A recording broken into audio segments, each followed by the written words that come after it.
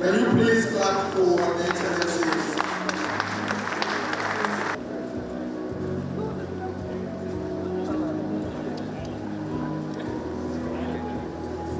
We are able to provide electricity to Africa. I would also like to say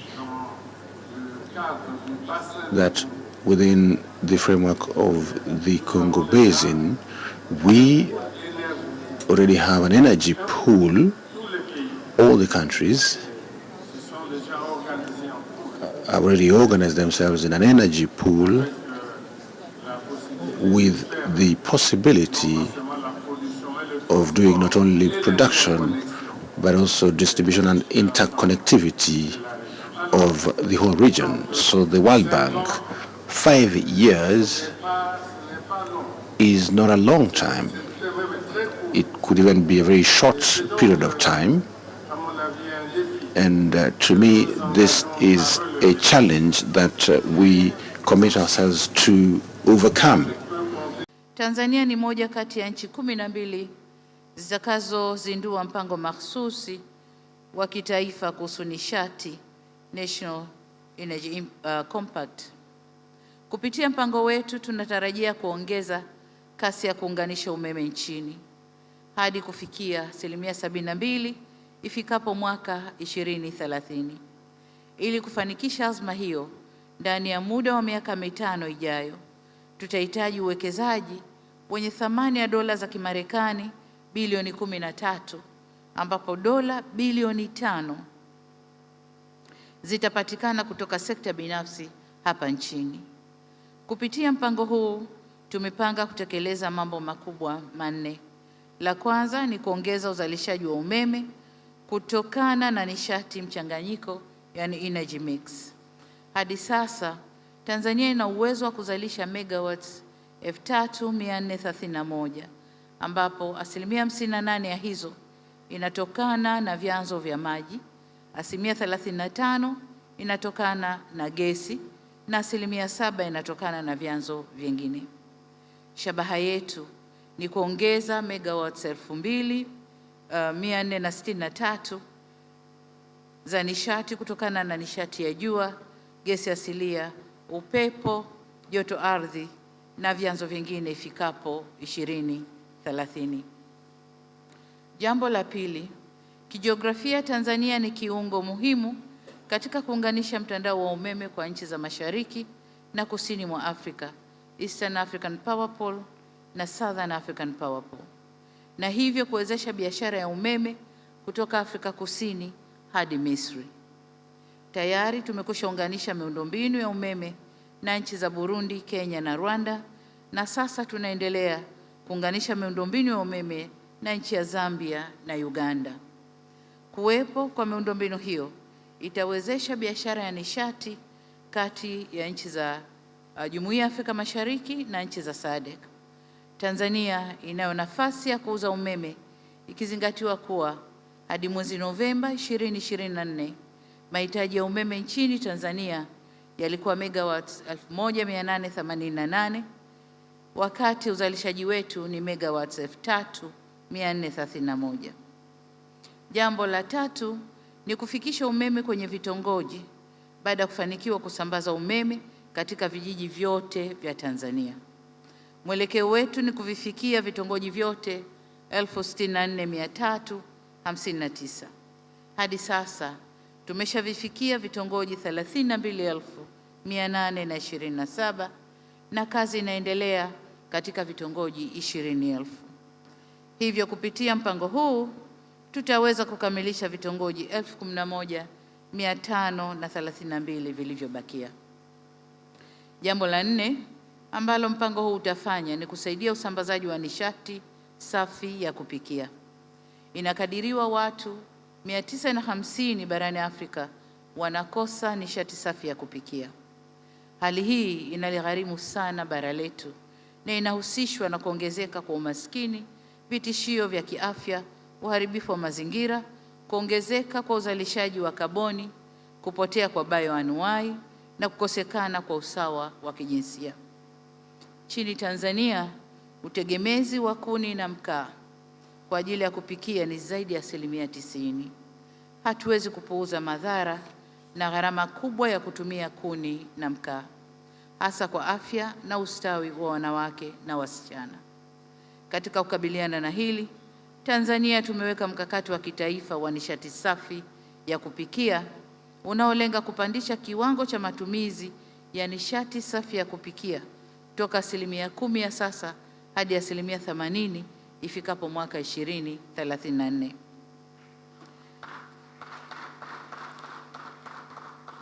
Mpango mahususi tunaozindua leo utasogeza karibu kufikia lengo hilo. This summit goes beyond energy access. It is about empowering families, lifting millions out of poverty, and providing hope and opportunities for youth. It is about our commitment to economic transformation, fostering industries, creating jobs, and sparking innovation across Africa. And it is about realizing the promise of uplifting every African community to reach the last mile and ensure that no one is left behind. At present, nearly 600 million Africans who lack energy represent 83% of the global energy deficit. To give a contrast, the electrification rate in Southeast Asia reached 96.6% in 2019, while in Africa today, this rate is less than 50%. Additionally, Southeast Asia is on track to reach universal electricity access by 2030. While looking at the current pace of electrification in Africa, without a collective intervention, by 2030, as many as 545 million people will still be without electricity. Excellencies, in order to overcome hurdles impeding energy access, we need to take bold actions by increasing investment and financing for infrastructure development, from power generation to the last mile connectivity. And we must have an agreed roadmap among African states, our partners and private sector, keeping in mind that we have just 5 years to meet the SDG target, as ensuring access to affordable, reliable, and sustainable energy for all. This gathering is a platform to consolidate commitments, announce new partnerships, and drive momentum towards the 2030 goal. Together with the private sector, development partners, financial institutions, and civil society, we can bridge the energy gap through actionable energy compacts. At this summit, we also hope to get endorsement for the Dar es Salaam Energy Declaration to guide our efforts. It is for this reason that I salute Presidents Adesina of the African Development Bank and Ajay Banga of the World Bank, the Rockefeller Foundation, and the allied partners for ensuring the successful convening of this important and historical summit. I also wish to thank the honorable ministers responsible for energy, finance, and foreign affairs for diligent preparations. To achieve the ambitious targets outlined in our national energy compacts, which will be soon presented, we African leaders need to commit our governments to address critical bottlenecks across the energy value chain as outlined in the Compact's action plans. As we welcome the commitments by the African Development Bank and the World Bank and other financial institutions to scale up financing and technical assistance, for active participation of the private sector, we African leaders commit to create favorable investment environment through policy reforms, transparent procurement, and innovative financing mechanisms. Your Excellencies, distinguished guests, ladies and gentlemen, our gathering here in Dar es Salaam, with Mission 300 as our agenda, sets us on right track to realize the goal of universal access to energy for all. Together, we can light up Africa, transform Africa's energy landscape, and empower generations.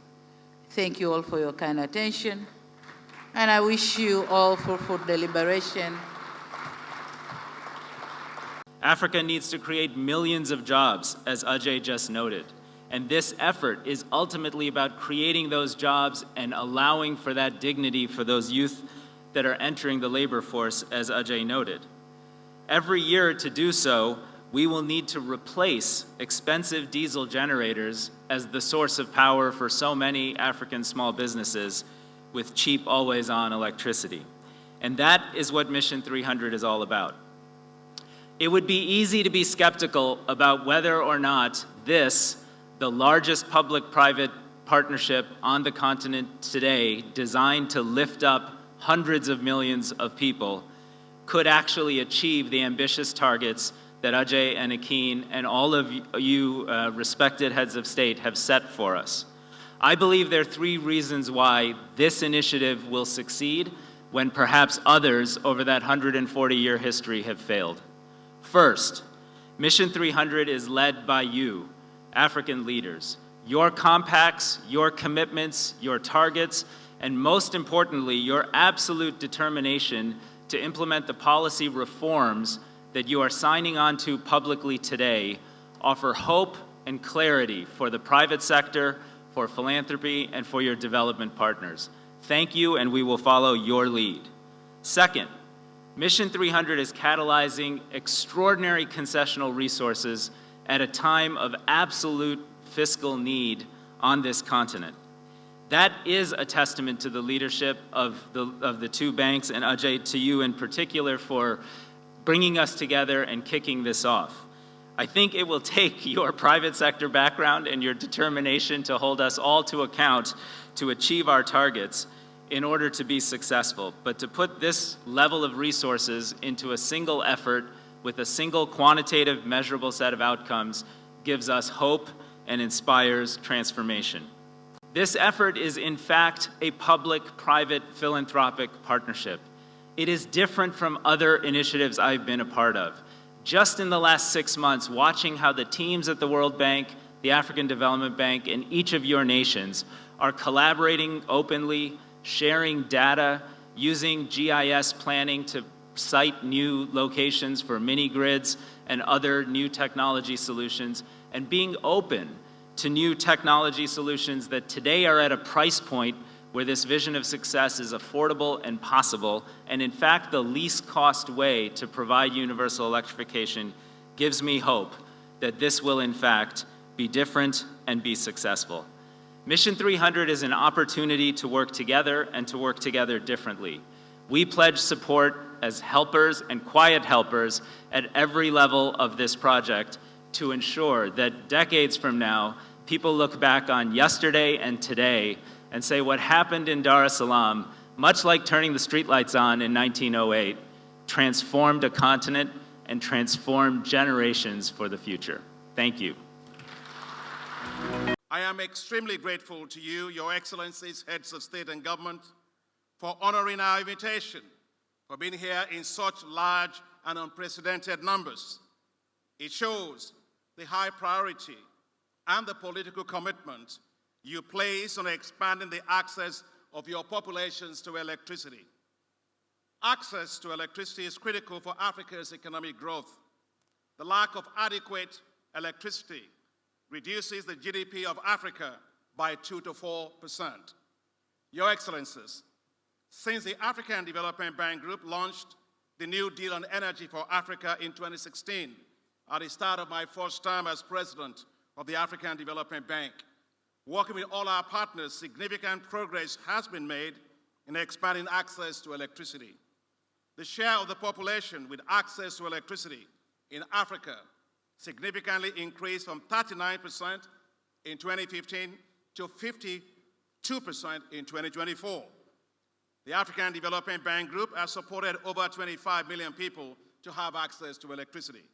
However, despite the progress being made, Africa still has 571 million people without electricity, accounting for 83% of the global population without electricity. Over 1 billion people do not have access to clean cooking solutions, which negatively impacts on women's health, children's health, and lives. We must take decisive actions to further drive down these numbers, and that is why Ajay Banga, President of the World Bank Group, and I joined together to launch the Mission 300 with a goal of expanding access of 300 million people in Africa to electricity by 2030. Mission 300 has grown into a global movement, and we were joined by the African Union, Commission, several global partners, including the Rockefeller Foundation, the Sustainable Energy for All of the United Nations, the Global Energy Alliance for People and Planet, and we are not alone.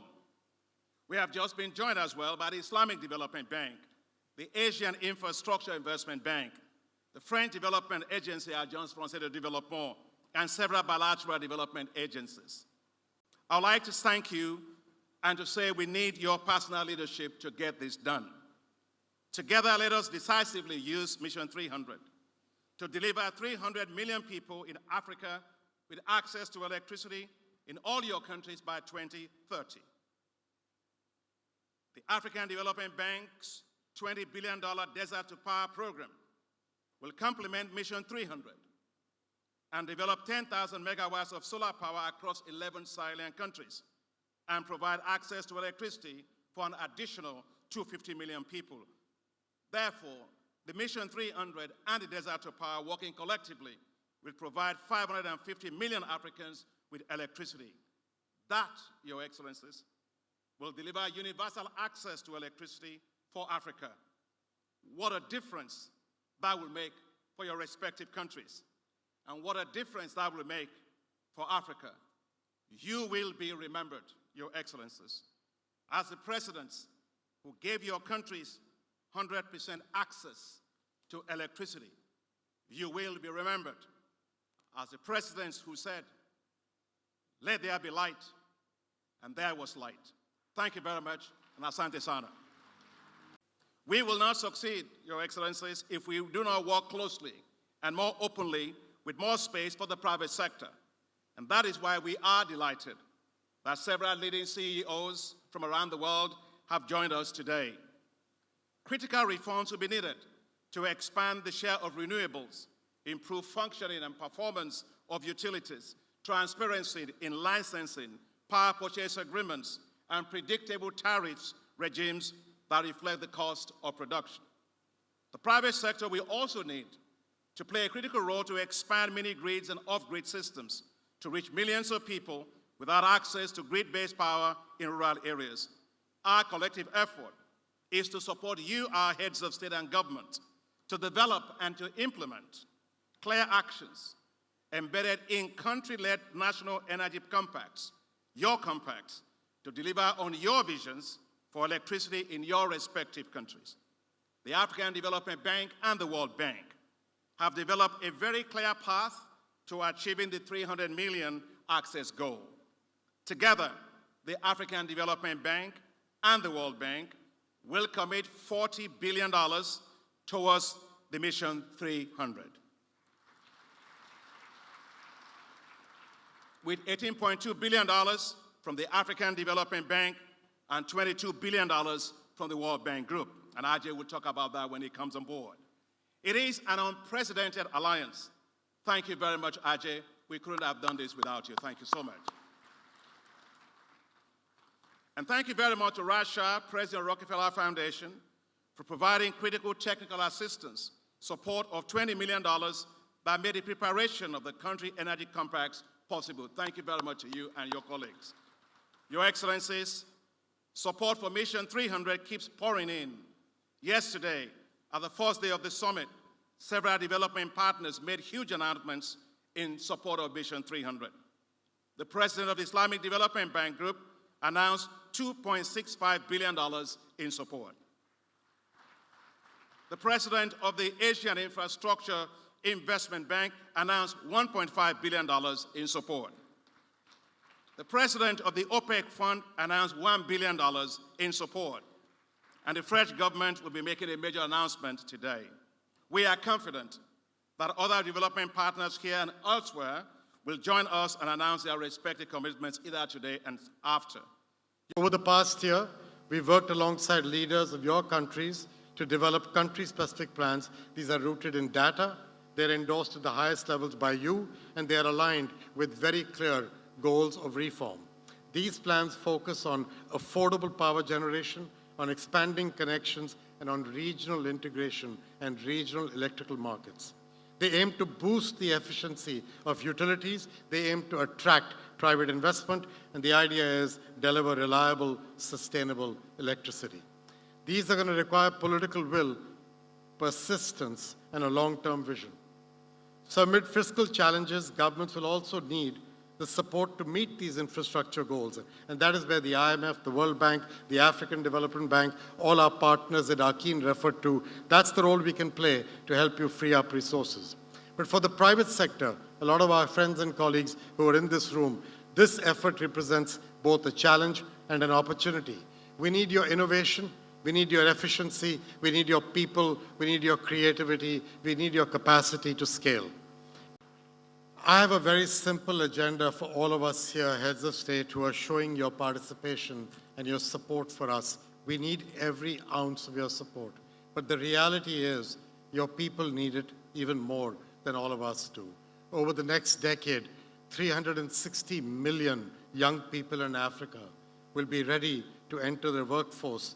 That same decade, the African system is expected to only offer jobs to 150 million of these, leaving 3 out of every 5 young people without the opportunity of a job which gives you not just earning, but dignity.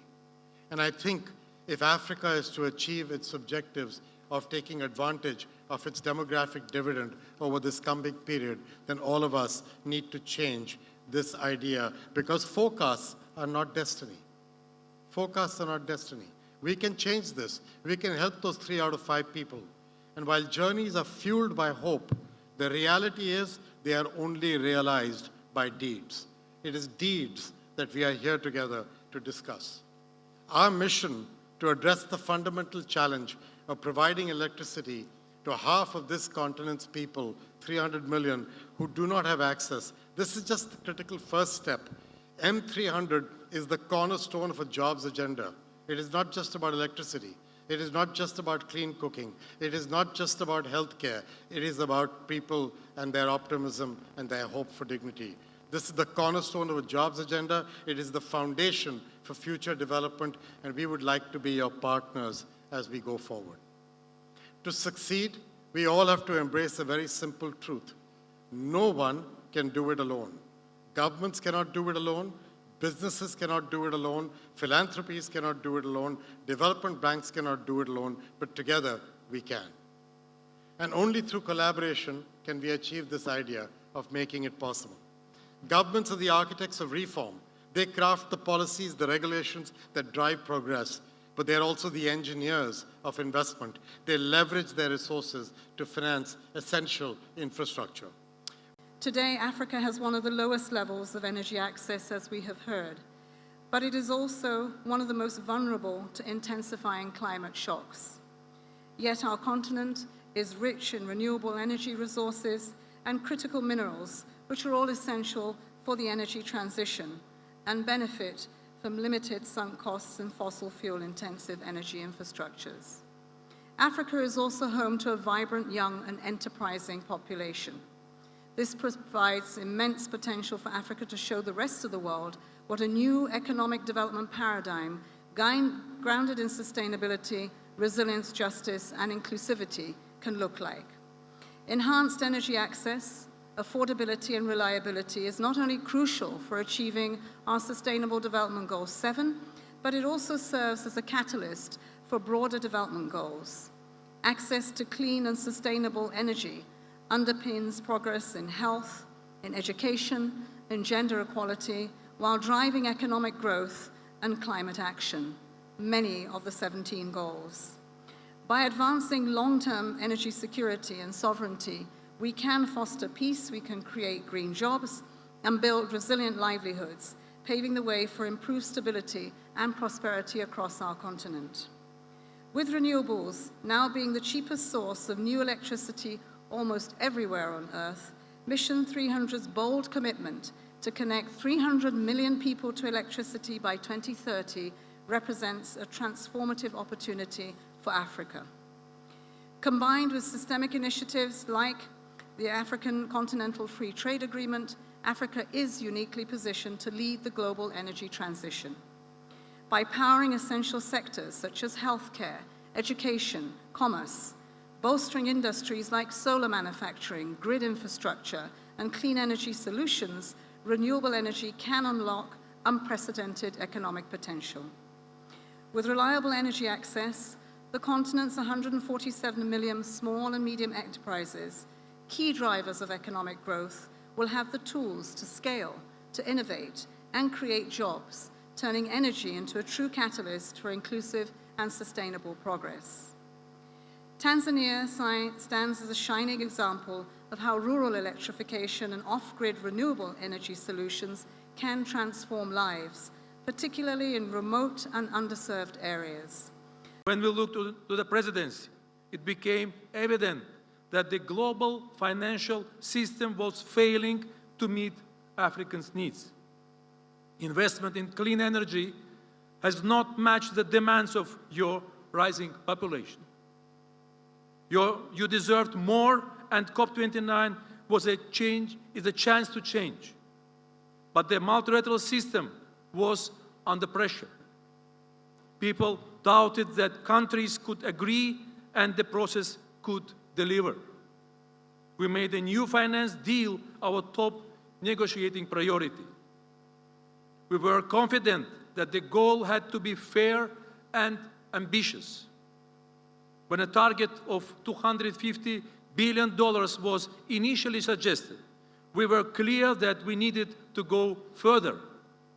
We refused to close the conference. And in the final moments of extra time, we landed a deal on the Baku finance goal. This is a goal to mobilize at least $300 billion per year to the developing world by 2035. This triples the previous goal.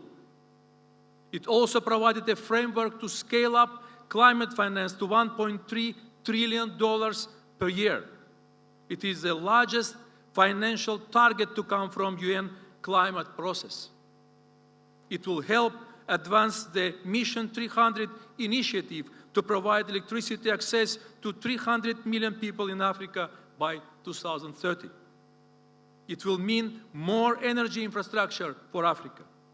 It will mean more power for homes, businesses, schools, and hospitals. It will mean more opportunity for people across this continent.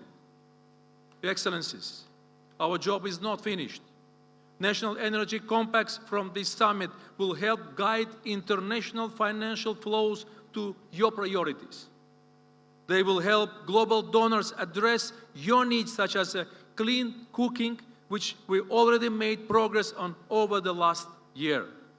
Furthermore, many parties of the financial system still need to be fixed. As the COP29 presidency, we will continue to champion the needs of Africa on the world stage. We will hold governments to account for the promises they made in Baku, Azerbaijan. We will work with multilateral development banks and the private sector to scale up climate finance. And we will remind people how COP can deliver and why we must invest today to save tomorrow. Ladies and gentlemen, the active engagement of African governments was critical to our collective success. Azerbaijan is proud of what we achieved together, and we look forward to building on this partnership together. I thank you. Asante Sana.